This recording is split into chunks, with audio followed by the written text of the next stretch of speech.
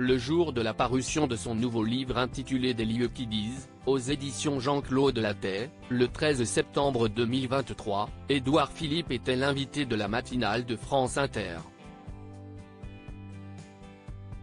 Face à Léa Salamé, elle a commis une petite bourde ces derniers jours. Édouard Philippe est très présent dans les médias.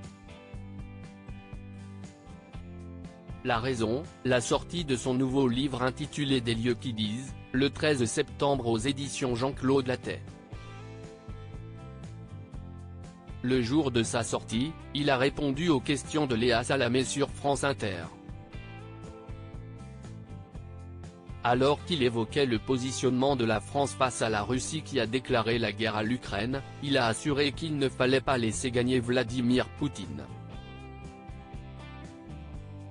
Il a voulu comparer son point de vue avec celui de Nicolas Sarkozy. Je veux bien entendre que nous ne voulons pas la guerre avec la Russie, si est-il vrai, que d'ailleurs la Russie ne veut pas la guerre avec nous, ce que je crois vrai.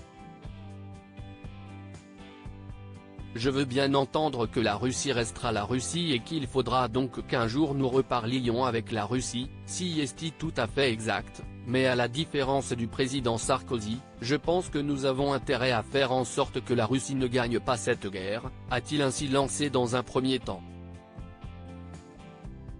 Il a ensuite évoqué son point de vue concernant le président russe et a commis une bourde qui a tout de suite été remarquée par la journaliste.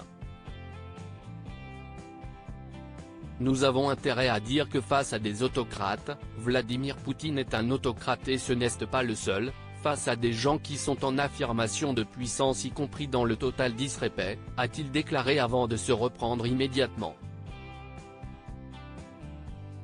Édouard Philippe a mis du temps avant de se reprendre au pardon, dans le total non-respect, s'est-il repris alors qu'il venait de faire un anglicisme. Je ne sais pas pourquoi je vous dis ça, a poursuivi l'ancien Premier ministre alors que Léa Salamé s'est empressée de le taquiner. Oh là là cet anglicisme, a-t-elle lâché en rigolant. Pardon, a encore déclaré Édouard Philippe avant de reprendre difficilement le fil de sa déclaration.